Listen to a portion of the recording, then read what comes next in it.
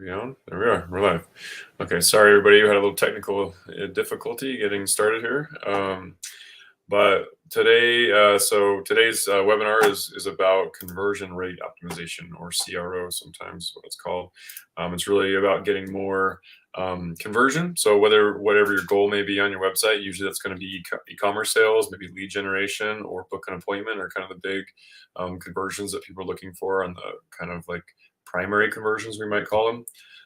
But there's also like secondary conversions, or also micro conversions, or also might be called, or just events that you might be tracking.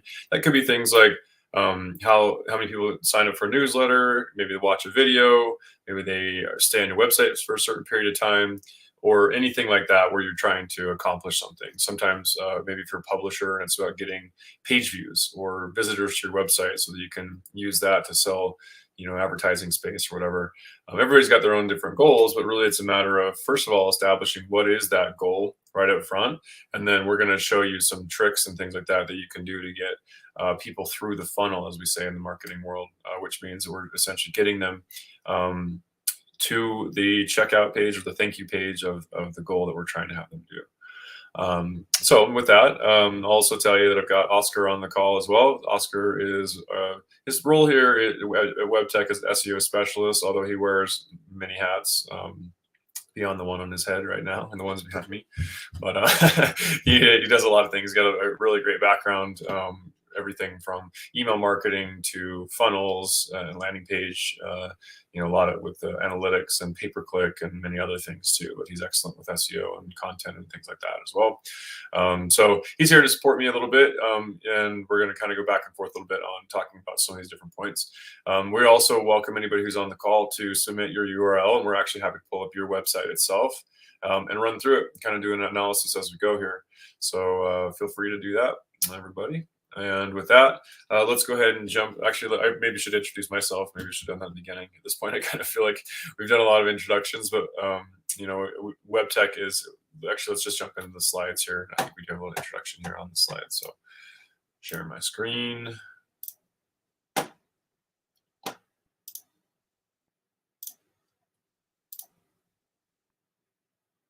Okay, I think we can see this now.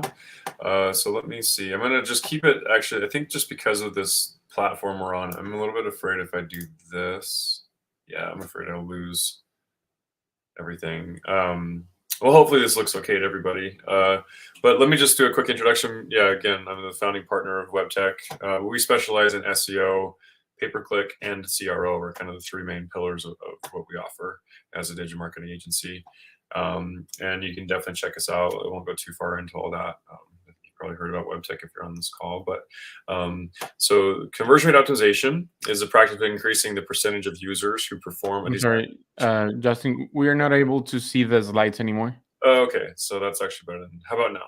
Can you see me? Yeah, now we can. Okay, I don't know what happened there. When I go full screen, this platform just loses it. So conversion rate optimization, quick definition is, well, it's what I just said, but you can see it here on the screen. Some of those could be to, like we said, purchase a product, clicking add to cart is really kind of more of a, an event within the funnel, but signing up for service, filling out a form, clicking on a link. It could be also like when we're talking about lead generation, it's going to be things like getting them to call you. So click to call, getting them to email you. So click to email, or submit a form. Usually on the contact form, it's usually going to be a contact form, but sometimes it could be other types of forms that you're wanting them to submit information. But let's kind of move through. Difference between SEO and CRO is SEO is very different. SEO is about search engine optimization and getting your site found in Google and getting traffic from it. CRO is about really harnessing all of the channels of traffic that you get and just getting more conversion from it. So principles of good CRO: clear value proposition. So, I'm not sure if you guys are familiar, depending on your level, with the marketing world, but value proposition really is just about, presenting what you offer, and it's pretty self-explanatory, really. What is the value? What are you proposing as your value of why people want to engage with the company? Another thing is about incentivizing your customers to act with offers. So that's also like what we call calls to action, and giving them just kind of like something to do, but it's also giving them just some sort of incentive to to do that call to action. So that depends on also what your goals are. But the next part is about lowering the barrier to conversion. So slow, like page load times would be a problem. No product images, confusing product descriptions, overall layout, trust factors I would throw in there too. Just poor user experience, things like that that would really just that would take away from the conversion. Also, just like bad value proposition, for example, like if they go to checkout and there's no free shipping, or the price gets destroyed by some other competitor because of their comparison. There's a lot of other things that can be a part of that, but we're talking really mainly about the technical process that we're trying to refine here. So we can show you some case studies. I don't want to spend too much time on today's call talking about ourselves, but we definitely we got the chops. We'll just put it that way. We got all kinds of clients who've been with us for a very long time. We've had a really high retention rate over the last several years, and mainly just because the results are really good. So let's not spend too much time here, but you can see really clear wins on one of our clients here. And we got a bunch of clients we've worked with. So let's jump in through the 10 things that you can do to improve the CRO of your website. And this is just really a fairly short list, because there's a lot more we can always do. But these are going to be some good elements that you can employ on your website. So why don't we do this, Oscar? I've been talking a lot. I'm going to let you take this first one here, and then maybe we'll just kind of go back and forth presenting these things, and maybe you can add comments when I present a slide. Feel free to jump right in and add to what I say. Okay. So why don't you go ahead and start with this first one? All right. First, there are 10 things that we recommend you can do in order to improve your CRO. The ones that we're going to be explaining are not the only ones out there, but basically those are the most important ones. First, you have to know who your audience is, who the person you want to attract is, and what you want them to be doing on the website. For example, if you have a local business, why will a person visit your website? If you have a spa, or let's say another kind of business, insurance agency or whatever, those are two services businesses. But if you sell something, if you sell products, probably the person that is going to be visiting your website want to purchase something online. They don't necessarily want to contact you through email or phone call. So those kind of things are what you have to focus on. Like, understand why the person that is on the website wants from you. Okay. Mm-hmm. So first, understanding who your potential customer is. It's really important in order to create a good user experience. Yeah, and I would add to that. So we think about we when we talk about audience, we talk about there being multiple personas within that audience. So persona is kind of a way of looking at like a set, like a group, a set of the. Sorry, I've got some background noise here. So think about this being like the multiple different, like maybe you could even think of it as like demographics. So kind of define who are the different types of people. Let's just say, for example, let's say you're a rechargeable battery company. You may be targeting a certain group of people who care a lot about the environment. They don't want to be using disposal batteries because they know it goes into landfills and it becomes an issue for the environment. There's other people who do it because they're actually in it for the money savings part of things. And there's other people who are in it there that are like for the convenience. So each one of those different sets of groups are going to have different maybe interests that that you need to kind of appeal to. So let's say, for example, if you're trying to identify who's going to be the type of person who's into the convenience factor, you may be looking at somebody like a backpacker or somebody who's like, off-grid type person who wants to have a battery that they can continually use because they can't get to a store to keep repurchasing them. So that would be their reason, the kind of selling point you want to hit on.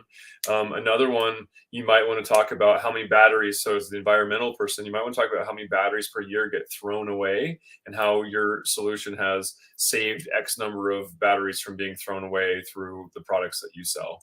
And then for the other one, about cost savings, you might want to talk about the cost of batteries that people on average spend per year. So you really want to kind of appeal to each of these different personas in different ways, and understand there's other things that you can consider too, as like, male versus female. They may have different types of things that appeal to them. You also may think about like, let's see. I mean, there's many other factors that you need to consider just going in, and this is just a good understanding from the very beginning. Let's go to the next slide. So now to address that, let's talk about communicating the benefits of so clear and concise messaging. So you want to communicate the benefits, I would even say the features and benefits of the products or the services, and address common pain points. So it's a good idea, not only do you want to know who you're speaking to, but it's a really good idea in sales to know what are the most common objections and the best rebuttal for it, or what are the pain points and really your solution to that pain point. So make sure that you have those defined in there. And you want to talk about, each pain point having a relief to it, let's just say. Anything you want to add to that, Oscar? Yeah, sometimes people want their website to be pretty, instead of making it concise. Like when a person is visiting a website, you have 6 or 7 seconds to get their attention, and each time, like, in the future, is going to be less than that. So the first thing that a person needs to see on your website, it's a good headline or a good heading, and you have to explain on that heading how they're gonna be benefiting from your offers, from your product or services. So don't focus on having a pretty website. Focus on have a clear message that the person that is going to be reading your website automatically understands how they're going to be benefiting. What are the benefits of the product or services that you have to offer? And keeping the design nice and clean, I think, is always just the best practice recommendation these days. We call it minimalist design. So you want a lot of white space and making sure that it's not too crowded with too much messaging, because then that becomes an issue actually too. One more thing I would throw in also to understanding the last point here. Whoops, where was it? So looking at the user research and that kind of side of things, like when we talked about personas. Another thing too to consider is that there's also different types of people. There are people who are super detail oriented, and there's like skimmers. So you really want to appeal to both of them. So I would say good general practices, make it so all the headings, like we're talking about here, clear and concise messaging with all the headings, that if it is something that you maybe want to have more technical specs or something like that, make it so that the content is either much lower on the page below all your call to actions, and you can kind of have it just be like Amazon style, where lower on the page is when you can serve it, or you can make it where it's like expandable content, we call it, or accordion style content, where it says like, it's like a small little heading, and then you can like click to like read more, and it'll expand down. So that way it keeps the detail-oriented person, they get as much information as they want to, while not distracting the skimming type, okay? So let's look at the next one here about using clear and prominent calls to action, or CTAs, we call them sometimes. The CTAs that are strategically placed throughout use CTAs, calls to action, that are strategically placed throughout the website, and use action-oriented language, like get started today or sign up now, not like submit or like click here, not those kind of things. You want your calls to action to be very precise about what they're going to do. So if it's, let's say it's, booking an appointment, you don't want it to say submit. You want it to say book now. If you want, if it's to subscribe to a newsletter, it should say subscribe. If you want them to submit a form to you, it'd be like, contact us, or something like that. It would be something that you want it to be clear what they're doing. So I would say, yeah, like get started today. That's another way of like, getting them through the action. Anything you want to add to that one, Oscar?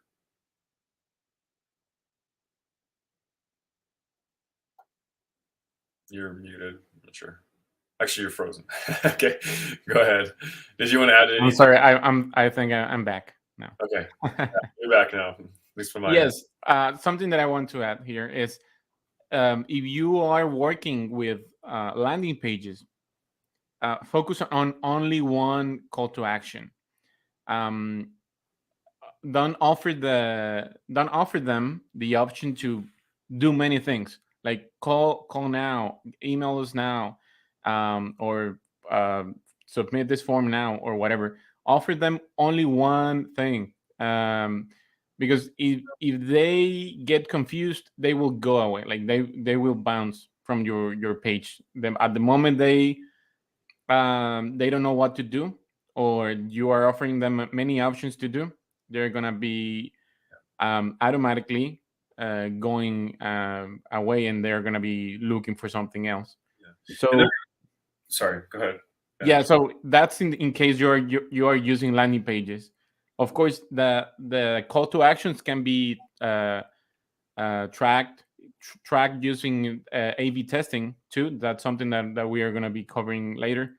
Mhm. But yes, use the best call to action that is um, beneficial for you and that you think is beneficial for your audience. That's why the first one of the first ideas that we are giving you today is knowing your audience. So if you know that your audience prefer, for example, you are dealing with a product or a service for old people. Old people, they do really want to speak to somebody on the phone. They don't want to email anybody. They don't want to fill any form or whatever. They want to contact somebody on the phone like right away.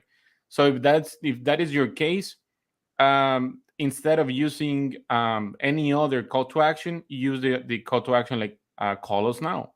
Yeah, I would. Because The only thing to that I would say too is that some people, you may have the same, like you're trying to get, so let's say if your goal ultimately is to get as a lead generation, right, to get leads submitted to you, I would say that you probably want to have at least two different types, because you do have two different types of personas within that goal. So for example, some people do prefer to call. I mean, if you're kind of more old school, you want to talk to somebody, or you have more complicated questions, it's just way easier just to talk to someone. But some people are like, they're busy and they don't want to spend the time to wait on hold or talk to someone. They just really want to submit something quickly while it's on their mind, and then they're okay with an email coming back to them later. Then I would say it's good to have actually both different options. But what I would say you want to be definitely careful of is you don't give them too much to do in terms of like, you don't want them to give them, okay, you can call us and email us and follow us on social media and sign up for newsletter and watch this video and like all these things, because it's just too many events, right? If you keep it Mhm. simple where they can call or email you, fine, that's good. But if you want them to do a million different types of things that are actually different types of goals, then I would be careful with that, because if they can book an appointment and call you and submit you and follow your newsletters, too much. Okay, so just kind of streamline it. And I would say that there are cases where, like for example, I would say that you kind of want to have like when you're more like, now he's talking, a lot of this is about landing pages. I'm going to talk about more just in websites in general, because no matter where you come from on a website, like if you come from social or search marketing or any of those other, like search engines or whatever, there's certain things that are good, like just general things to have. Like we call it the web tech header, for example, where Mhm. it's a fixed a header in the website that no matter where you scroll, it stays at the top. And it has really our three primary calls to action, which are click to call, click to email, and then your primary call to action, which in our case is, contact us now, essentially. So it's or like book like a, schedule, like a, just talk to us, essentially, right? Those are the three main things. And that makes it so that anywhere you scroll on the website, whether you're on the blog, whether you're on an inner page, whatever, you don't have to have a million calls to action everywhere, because they're just cleanly in the header always. So that's a really good best practice. And then something else that's say more like a secondary goal we've talked about, like if you want people to follow you on social, email, newsletter, sign up, those are like good secondary call to action, but I like to put those in the footer across the website. So those main things are always available, but you do sometimes want to place it into a text link or something where it's going to be helpful in just in their user experience and getting them into the funnel, as we call it. So let's look at the next one. So optimize website design and user experience. Make it easier for users to navigate, find what they're looking for, and complete desired actions. So yeah, just making that process really clean and simplified. You don't want to, again, have too many distractions. You want to make it so that, people, for example, I would say one good thing is, like, you don't want to have a header menu that has like navigation to every one of the pages on your site. I mean, you can have that on your sitemap, of course. That's a good place to put something like that. But that's really honestly more for like Google to come crawl it, and maybe if somebody's looking for something very specific, they can't find it. But ultimately, you should have a search bar in your website anyway, what we call site search. So if somebody's looking for something, they can just type it in the search bar and find it. They shouldn't have to navigate to every type of page on your website. What I would say is you put on your main navigation, or what we sometimes call your top category pages, and you have them go through the web page. And if they get to a certain section where they want to know more, then they can click in and learn more about that specific topic. But like, for example, like let's say for our website, we do have SEO, right, as a main website page. We do have some specific pages for like local SEO and a couple other things like that, because they're very specific different types of SEO. But what we don't want to do is have links to our on-page optimization slide and our our off-page like link building slide, and like a million different types of subtopics within SEO, all linked to in the navigation. You want to just have them so that when they show interest in that section, they can click in and go deeper. So that's just one simple thing. You just want to kind of keep things streamlined to what you're ultimately trying to do to keep that funnel nice and clean. What else, Oscar, do you want to add to this? Yes, this also helps on the SEO efforts too. So the engagement, it's not only good for the CRO, but it's good for Google rankings. That's another thing that we can add to this. Yeah, basically, good CRO is good SEO. Let's put it that way. Basically, yes. Yeah, you got it. The better you can make that engagement and conversion metrics, Google does actually look at those, because they're ultimately trying to place websites in the top of their search engine that actually provide a good user experience, because they know that's what people are looking for, and that's why they trust them as a search engine. So let's look at the next slide. Another thing is that if you have a lot of information on your website, add a search bar too. Yeah. Yep. Site search. So another one here, looking at using high quality images and videos. This is a really important one too. I mean, you want to make sure, I mean, really all you need for a good website design these days is minimalist white background design with really pretty pictures. That's really the what it comes down to. I mean, you can definitely, of course, it matters what kind of fonts you use and what the messaging says and things like that. But ultimately, that's the simplest, like, boiled down way of having a good looking website these days. Have it be very minimal backgrounds with really pretty pictures. And I would just say that's a really, like, a big also trust factor too. I think when you come to a website and you've got like grainy pictures, it just looks like the website's 5 years old or more. It just feels like these guys don't have their stuff together, maybe, so I think just keeping things with nice looking products, images and videos and things like that, keep those up to date, is a good way to also help with trust. Now, one thing I will tell you is you don't want to use huge image files either, because that'll actually slow down the website, which hurts your SEO and your CRO. So that's one thing, is you got to find that balance between high quality from a visual perspective, but with the lowest possible file size that you can. And same with videos. I would say the best recommendation on video is to actually have them hosted on another platform. Usually we like to recommend YouTube, just because it's, first of all, Google, it's a Google product. But if you can keep the video, like, actually not truly embedded on your website, but just pulling in from somewhere else, like, actually, sorry, embedded on your website instead of it actually being like, the video file lives on your server. That's usually a much more efficient way of doing it. But yeah, anything else you want to add here, Oscar? Yes, one quick tip for your images. If you have a small business, or you want to showcase some of your products, with your own phone, you can take really good pictures. Just put attention to the lining of the, like, wherever you are taking the pictures, open the windows, make sure it's like it's not a night time, and avoid using only one lamp, for example. Avoid shadowing, like the shadows on the faces. So you also can use the background remover for the people that you, for example, you want to create a about us page where you want to be showing the pictures of your team members. That's a good advice too. Like, and you can change the background too, in case the picture doesn't have any good one. That's another quick tip that it's gonna be increasing the looking of your page. Yeah, it could be basically like a Zoom background, but better quality. Just, Yes. you know, but Mhm. yeah, basically it's something that you can do. Like, let's say, for example, you want to have all your employees looking like they're in an office.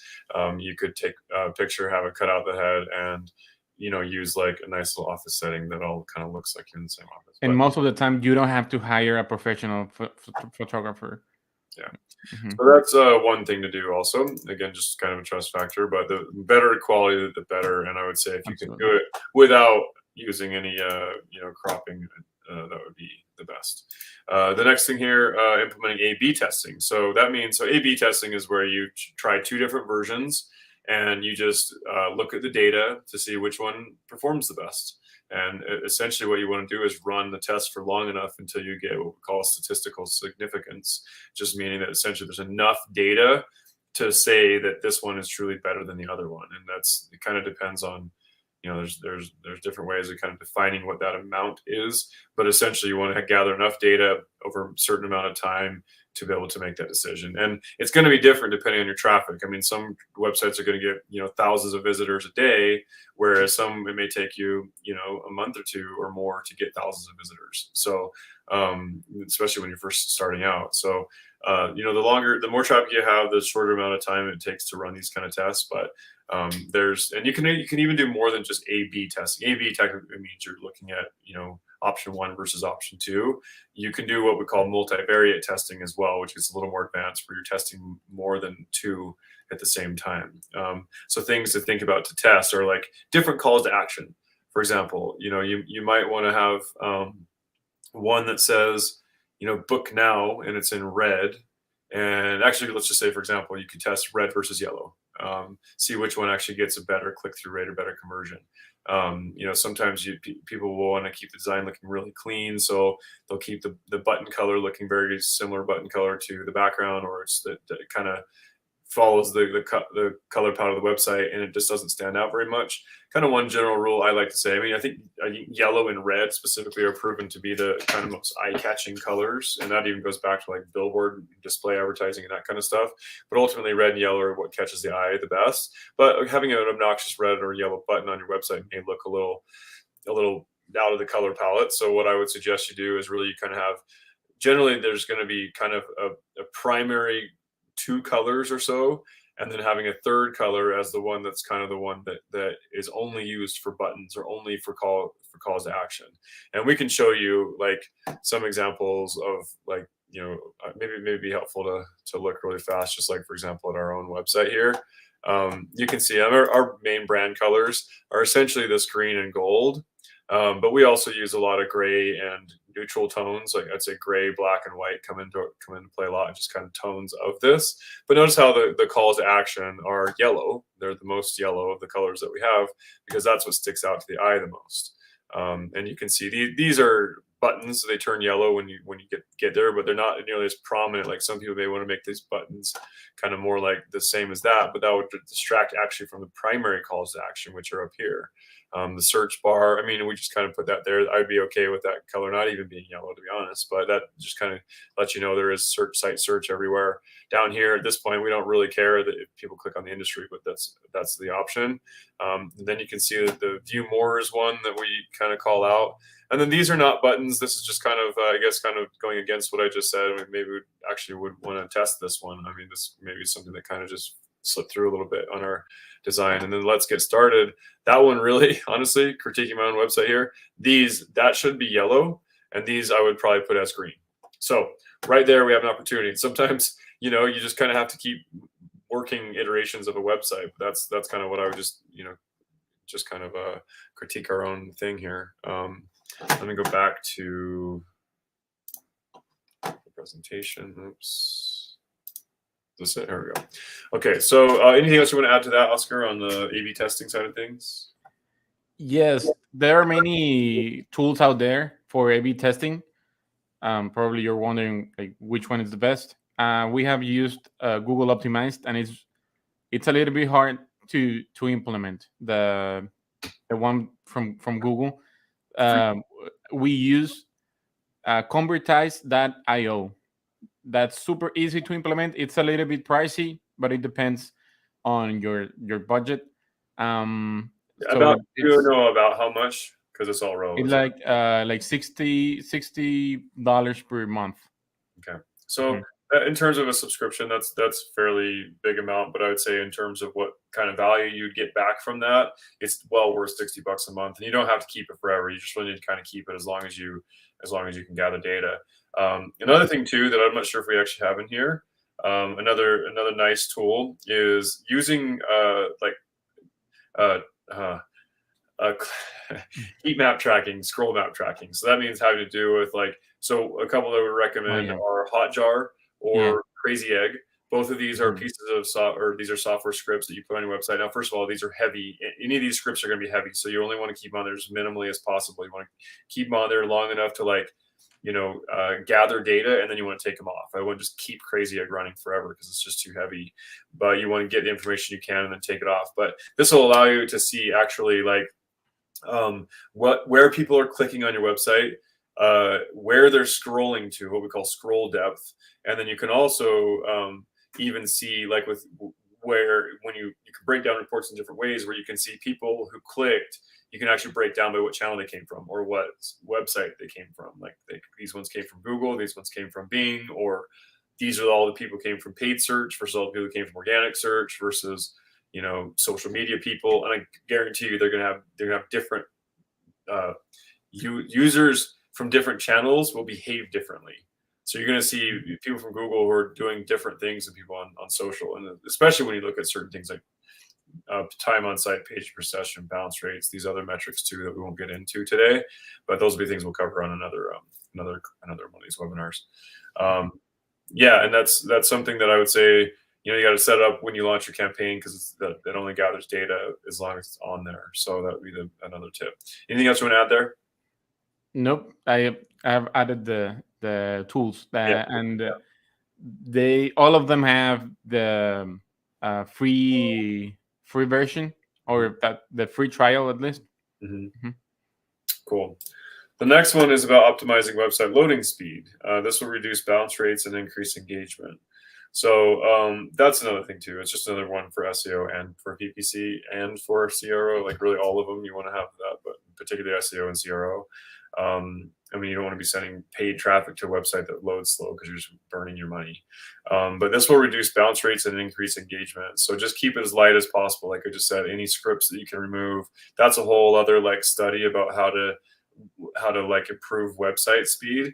But generally what I would just recommend you do is you use a tool called GTmetrix. So that's GTmetrix with an X.com. If you don't mind adding these, I'll Yeah, sure. over here. So GTmetrix.com. You just go there, you enter your website's URL, it runs an analysis for you, and it gives you a report that another one too is the Google PageSpeed Insights. But so then both of these tools work very similarly, where where it will spit out a report and it's going to give you a score out of 100. So you got 68 out of 100. That's going to be essentially like a D, just like getting grades in school. You want to be in the top 90 plus to get an A. And so forth. So, but then not more than just the score out of 100, which makes it really easy to understand, the summary. But it'll also give you essentially task list of things that you need to have your developer go through and fix for you. So it's going to be things like, minifying your images, lowering your image size, minifying your CSS. There's just different things that they need to go through and basically improve. And a lot of times it's like they need to remove plugins, they need to do all kinds of things. But a good developer obviously will know how to make your site run faster. And then you can basically take a baseline analysis of that and keep that report, and then have them go through and do a bunch of other fixes, and then run the report again and see what kind of score you get. Mm-hmm. So, all right. The next one. Social proof. I'm right. Sorry, usually I'm not. Okay, so leveraging social proof. So customer reviews and testimonials build credibility and trust with users. I mean, this is another great thing. I mean, social proof is I mean, it's out there. Everybody uses this as a way to, if you're looking at a product, it's so common to just like go check and see the reviews of the product, seeing like customer images, seeing what people have to say about it, what they score out of 5, all those kind of things. Also testimonials is especially more if you're like in like a service, but you could say your professional service, like let's say an attorney or like for us as a marketing agency, you want to have testimonials of clients that you've worked with in the past. Having a picture of them can be helpful, and it's not always going to be possible, especially if you're a medical space or whatever. But being able to have people leave a testimonial would be really good. And if you can get them to do a video, that's even better, where people can actually hear them talking. But a lot of times I'll just kind of show you like, well, I don't need to jump on, I guess, our website, but what we'll see is very, as you would expect. You would see a case study, for example, and then you have like a picture of the person who says the quote with a quote. You may include like your Google, like your kind of a dynamic like Google reviews plugin, so that anytime somebody leaves a review, it'll populate to that page. Just things like that will help people get social proof, so that people can see what other customers are saying about working with you or buying your product. And when you have those by the checkout, and I want to have the social proof somewhat prominent. You want to have it in a way where people like and another thing too that I'm not sure if we're going to get into. Yeah, no, we don't have this, but I'll kind of group this one in here as well, is things like associations, or like badges that say the site is secure. This is if you have certifications, if you have maybe like just any kind of badges, like I said, are really important. If you have maybe associations that are trusted, if you have a good Better Business Bureau review, like those kind of things, it'd be good to have near the checkout process. Maybe also showing things like authorized.net, like safe checkout, essentially. All those kind of things are ways of giving people trust. We call them trust emblems sometimes, where it helps them feel comfortable to click on that call to action. So before you make a purchase, for example, you want to know that your credit card information is secure, and that you got a good BBB rating and those kind of things. So it just helps people be like, all right, fine, I'll just click the button. There's not much to lose here. So then the next one is about anything else you want to add to that, Oscar? Nope, we're good. Cool. So now we're getting pretty close here. Let's look at offer incentives. So discounts, free shipping, or free trials will encourage users to take action. I would say also things like buy one, get one, or buy these 3 products and you get a free gift. If you let's see, what other kind of things, maybe discounts if they do a subscription instead of just buying it once. Like the free trials is another really good way of getting people to test your product out without having much like concern about spending money without knowing what they're going to get, of course. But there's ways you can also like bundle things too. Like if you buy this product and this product together, then there's a small discount, or again, like a gift or something like that you get. So yeah, grouping things like that together. And again, A/B testing these things, because you might get better results if you say, let's say, for example, you offer free shipping when you spend $100, whereas you could offer 10% off when you spend $100, and very similar type offers, but one of them may work much better than the other one. So it's good to try. And also it may, depending on what the situation is, like let's say you're shipping from New York to California, that shipping cost is going to be, much more than if you're shipping from New York to New York, of course. So if they're going to save 10%, no matter where it's being shipped to, that might be actually better for them. But throwing in free shipping is just one of those things, like people just don't like paying for shipping. It's like, I don't know. It just makes it feel like they just went to the store and bought something, So free shipping is always a really good one. Anything else you want to add there, Oscar? No, be creative. You just have to be creative. Remember that CRO means that you are gonna be converting from a visitor to a potential client or to an actual client. So you have to use different approaches in order to get whatever you want from that particular landing page or sorry, Oscar, I didn't complete your thought. Yeah. So just be creative on what you're gonna be offering them in exchange for something. For example, their data or a purchase or a phone call, whatever. Yeah. And another thing too is to think of seasonality. Sometimes it's going to be, your offer might be different, like say during Christmas time, than what your offer is going to be in the middle of summer. Versus like, you may have a product, going back to the batteries company, where maybe like Earth Day ends up being a good day for you to offer an incentive, because people, they're, again, those ones who care about them taking care of the earth, they might be extra incentivized by that. Another thing too that sometimes works, and I would say this is not something to just like do all the time, but another thing that does help incentivize is actually saying, like, our product is going up. The price of our bikes that we sell is going to be increasing next month. So now's the last time to take advantage of our current pricing or something like that. So it depends on seasonality. It depends on what's happening. You're going to try different offers depending on the season and what you're working with. So let's look at the next one about monitoring website analytics. So yeah, Google Analytics is, sorry, did you ever want to say anything to that, Oscar, on the incentives? Well, something else is analyze yourself. Like, what motivated you the last time you purchased something online? What motivated you the last time you contact somebody on the internet, like any business on the internet, because you wanted to visit it or you wanted to get something from there? What were your motivations? So something like that can help you creating new incentives too on your own website. Yeah. Okay, so let's look at the next one. We're on our final one actually here, which is monitoring website analytics. Of course, again, we can go down many more rabbit holes with this.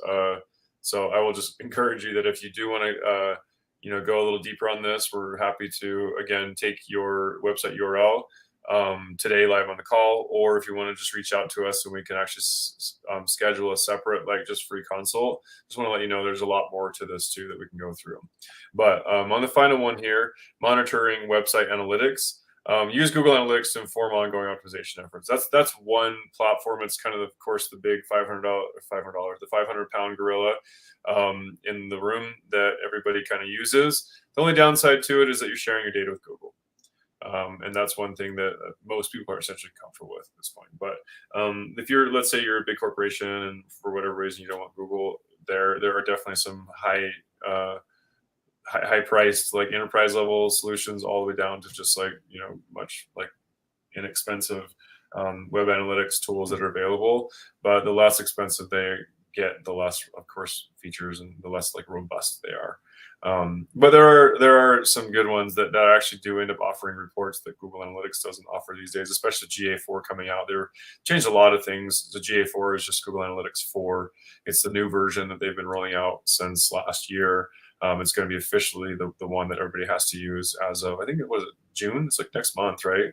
Yep. June or July, and where it fully, the other one shuts down. What was called Universal Analytics. Sometimes now with GA4 out, so we were calling GA3. Yeah, GA4 is is fully coming in effect, and it'll definitely change a lot of what you can look at. But you definitely have to have Google Analytics or some sort of analytics on your website. You cannot be, you can't go back and implement it like retroactively. So you want to make sure that you have something on there tracking. So you got to know what people are doing on your website. You want to know where they're coming from. You want to know what they're doing on your website. You want to know, things about like once they enter the funnel, where do they drop off? For example, that'd be really useful information to know. Okay, a lot of people add things to cart, but then once they get in the cart, we have a huge drop off before that. Of people that enter the cart into people that actually complete the cart. Because why? Well, let's go through the cart process and see why. And if we see that, okay, this just looks really like janky, this just doesn't look very trustworthy, we need to fix this process. Or, for example, these days you really want to offer all kinds of shopping, payment platforms. So on the checkout process, you want to make sure that you can use like Apple Pay and Google Pay and Shop and maybe Amazon Checkout and PayPal and just normal credit card information. So you want to give them lots of options of how to check out. That is kind of one of those things where you do want to give them lots of options, because everybody has their own preference on what type of platform they use to make payments with. And some people use both, but I would think obviously the big ones are like I would say Google and Apple Pay are probably the two biggest. And so those are ones you for sure want to have on there. Oh, well, I should say PayPal. PayPal might be bigger than both of those actually.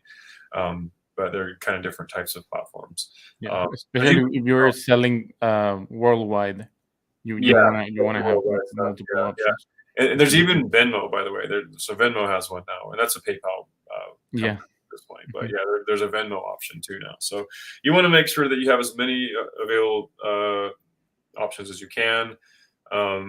And the Google Analytics also has other nice things built in, like Oscar mentioned, they do have some A/B testing, within that platform. There's just a lot of other things too, and we'll do a different thing on another webinar just about Google Analytics and what are the main reports and how to access to them and how do you really break down like value and all that kind of stuff, and break down actionable data points. But that's mainly, I would say, there. Anything else you want to add there? Yeah, you can go to the next slide with the last one. Okay. Just remember that CRO, it's an ongoing process. So we have to be continually testing our efforts. If we don't know the numbers, there's nothing we can do in order to improve. So yeah. Yeah. Exactly. It's optimization is an ongoing process in general, right? So when you do search engine optimization, that is an ongoing process. CRO, definitely an ongoing process, and it's always evolving too. I mean, things are always changing. There's other things we could get into too about like what happens like when somebody's on a desktop versus whether they're on a mobile device. But like, for example, when I say things are evolving, it used to be that most people were on desktops, and now most people are actually on a mobile device. At least 50%, if not sometimes high as like 80% of your traffic may be coming from a mobile device, depending on what industry you're in and such. But for the most part, it's going to be mostly people on mobile now. So you want to make sure that you not only are optimizing for the desktop experience, but you're also optimizing for the